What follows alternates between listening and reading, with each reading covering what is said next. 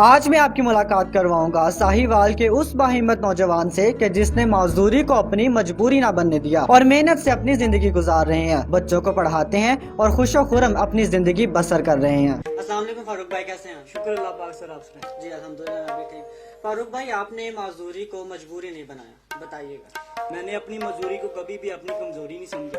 میں نے اپنے دل میں صرف ایک ہی تمنا، ایک ہی آرزو رکھی ہے کہ میں نے اپنے ملک کے لیے، اپنی قوم کے لیے کام کرنا ہے اور ایسے کام کرنے ہیں کہ اپنے پاکستان کے لیے کچھ کام کرنا ہے۔ اور آپ کو پتہ ہے جب بھی کوئی نیکی کا کام کرتا ہے تو اس کی راہ میں کئی قسم کی پریشانیاں، دشواریاں آتی ہیں، لیکن میں نے اپنے تمام کام اپنے اللہ تعالیٰ کے سپرد کر دیے اور میں نے پیچھے مڑ کے نہیں دیکھا۔ مجھے پتا تھا پیچھے مڑ کے دیکھوں گا تو پیچھے اندھیرا ہے، اس لیے اللہ تعالیٰ نے میری جو رائے ہیں میرے لیے آسانیاں پیدا کی ہیں۔ اچھا فاروق بھائی، آپ کے ارد گرد 40 سے 50 اکیڈمیاں، بڑے بڑے نام والی اور بڑے بڑے برانڈز ہیں، تو پھر بھی آپ کی جو اکیڈمی ہے اس میں بنا فیس کے آپ کا سب سے اچھا رزلٹ کیسے؟ سر صاف سی بات ہے، ہر ٹیچر کی خواہش ہوتی ہے کہ اپنے طلباء کے لیے کوئی نہ کوئی محنت کرے، کام کرے۔ بالکل۔ میں ٹیچر کو یہ پیغام دینا چاہتا ہوں کہ ٹیچنگ کے شعبے کو اپنا کاروبار مت بنائیں۔ یہ ایک مشن ہے جو ہم سب کو مل کر پورا کرنا ہے۔ اگر ہر پاکستانی میں ایک یا دو افراد بچوں کو پڑھانے کا ذمہ لیں تو میں یہ سمجھتا ہوں کہ تعلیم کی محرومی سے بچا جا سکتا ہے۔ اور میں یہ کوشش کر رہا ہوں کہ آنے والی جو نئی نسل ہے اس کو برائی سے جتنا ہو سکے بچایا جائے۔ اس میں اکیلا ٹیچر اپنا کبھی بھی کام نہیں کر سکتا جب تک والدین ٹیچر کا ساتھ نہ دیں۔ اچھا، بچوں کو پڑھانے کا خیال کہاں سے ہے؟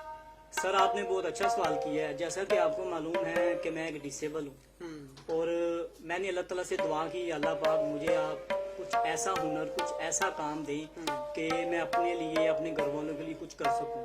تو میں نے جب میٹرک کیا تھا میں نے تب سے ہی پڑھانا شروع کر دیا۔ آہستہ آہستہ اللہ تعالیٰ نے، میں نے محنت کی، اللہ تعالیٰ نے مجھے اس کا پھل دیا۔ آج اللہ تعالیٰ کو شکر ہے کہ ہم نے اتنی محنت کی ہے کہ ساری اکیڈمیوں سے زیادہ رزلٹ ہماری اکیڈمی کا آتا ہے۔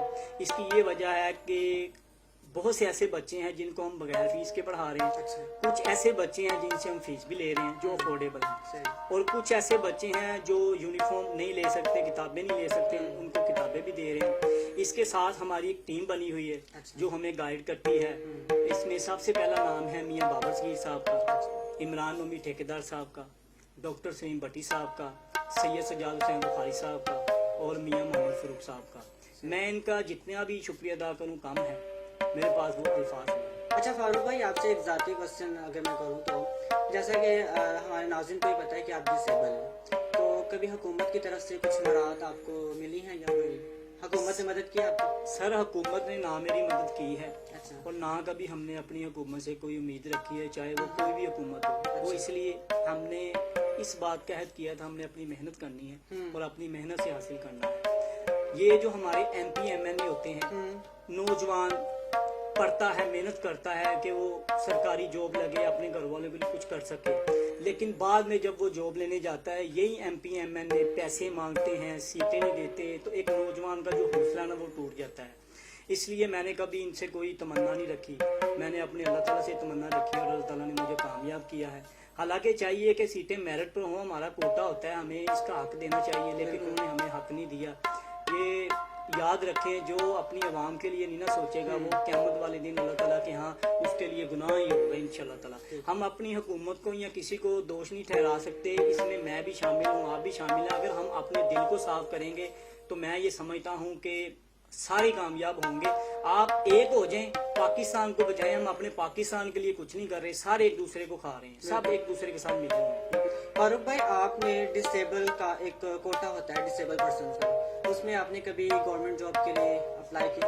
سر میں نے ایک بار نہیں، کوئی 500-700 بار اپلائی کیا ہے۔ اچھا، انٹرویو دینے جاتے ہیں، انٹرویو دے کے جب گھر آتے ہیں پتہ چلتا ہے 7-8 دن بعد لسٹ لگے گی، لسٹ دیکھنے جاتے ہیں تو پتہ چلتا ہے سیٹیں بین ہوگی۔ وہ سیٹیں بین نہیں ہوتی، وہ پیچھے سے ہی وہ جنہوں کو سیٹیں ملنی ہوتی ہیں ان کو دے دیتے ہیں، بعد میں کوئی پیچھا نہیں کرتا، اسٹے لیتے ہیں۔ اسٹے کا مطلب ہوتا ہے کہ 10-15 دن میں اس کا فیصلہ ہو جائے، لیکن ہمارا پاکستان میں کئی سال کئی مہینے لگ جاتے، کوئی پیچھا نہیں کرتا، تو اس لیے امید ہو کے گھر بیٹھ جاتے ہیں۔ فاروق بھائی، آپ نے کووڈ کے دنوں میں لوگوں میں سامان کووڈ کے حوالے سے ماسک، سینیٹائزر وغیرہ آپ نے پرووائڈ کیا ہے، لوگوں کی مدد کرنے کا خیال کہاں سے ہے؟ سر ایک دن میں بیٹھا ہوا تو کرونا وائرس جب لوگوں پر پوری طرح ٹوٹ پڑا نا، تو मैं अल्लाह ताला से दुआ कर रहा था, या अल्लाह पाक हमारी जो गरीब आवाम है इनका क्या बनेगा। हमने घर घर जाकर सबसे पहले लोगों के दिलों में कोरोना वायरस का खौफ और डर खत्म किया और लोगों को इस बात पर आमादा किया कि कोरोना वायरस से डरना नहीं, लड़ना है और हमें जिंदगी के साथ ही चलना है, ठीक है। और हमने लोगों को कोरोना वायरस पर अमल करवाया, हैंड सैनिटाइजर, मास्क तकसीम किए और इंशाल्लाह ताला जितना हो सका हमने किया और मुखैर हजरात से हमने राशन लेकर लोगों के घरों में तकसीम किए। तो मैं समझता हूँ कि ये बहुत बड़ी नेकी है और जिन्होंने हमें दिया अल्लाह ताला उनको कामयाब करे। और आने वाली जो हमारी जो नई नस्लें, मैं इनको यही पैगाम देना चाहता हूँ कि खुदा के लिए जितना हो सके एक दूसरे के साथ अच्छा सलूक करें, गिब्बत को ख़त्म करें, अपने पाकिस्तान को बचाएं। फारूक भाई, आपकी ज़िंदगी का कोई ऐसा वाक़या जो आप आज तक ना भूलें हो? सर वाक़े तो बहुत से हैं। टीचर तो मुझे अल्लाह ताला ने बना दिया, मेरी ख्वाहिश थी कि मैं सिंगिंग करूं। अच्छा। और अल्लाह ताला ने मुझे सिंगिंग का आवाज़ तो अच्छी दी है, लेकिन मेरे पास वो वसाइल नहीं है कि मैं आगे तक जा सकूं। हम मेहनत कर रहे हैं, इंशाल्लाह ताला मेरी ख्वाहिश है और आप लोगों को बहुत जल्द इंशाल्लाह ताला कुछ इम्प्रूवमेंट मिलेगा। बच्चों को पढ़ाते हुए कोई ऐसा बच्चा जिसको आपने स्टूडेंट में लेने के बाद आपने सोचा हो कि ये तो मुझसे बहुत गलत फैसला हो गया, मुझे नहीं इसको लेना चाहिए था? आपने बहुत अच्छा सवाल किया है। कई ऐसे स्टूडेंट आते हैं जिनका पढ़ने को दिल करता है लेकिन आपसे हैंडल नहीं हो पाते, तो मैं इसको ना किसी अगले टीचर को हायर कर देता हूँ कि मैं उस बच्चे का नुकसान नहीं करता। वो मुझसे हैंडल नहीं हो रहा तो जाहिर बात है शायद मुझसे अच्छा कोई और टीचर हो जो उसको पढ़ा सकता हूँ, मैं अगले टीचर को रेफर कर देता हूँ। पोलियो से आप लड़ रहे हैं, तो पाकिस्तानी अवाम को जो भी पोलियो का शिकार है, आप उसको क्या पैगाम देंगे?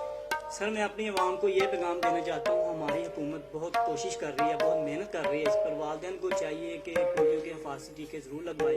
हमारी छोटी छोटी गलती हमें बहुत बड़े नुकसान, मेरे वालिदैन की तरफ से जो भी गलती हुई है, मैं कभी अपना दुख नहीं इजहार नहीं किया वालिदैन से, क्यों, जो भी होता है किस्मत में होता है, लेकिन छोटी छोटी गलतियाँ इंसान को एक बड़े खदशे का जाहिर करती हैं। लिहाजा ये अपने पोलियो के हिफाजती टीके ज़रूर लगवाएं। बहुत शुक्रिया आपका, आपने अपना कीमती वक्त हमें दिया। तो इसी के साथ नाज़रीन अपने मेज़बान अमान शाहिद को इजाज़त दीजिए और देखते रहिए सेंट्रल न्यूज़.pk।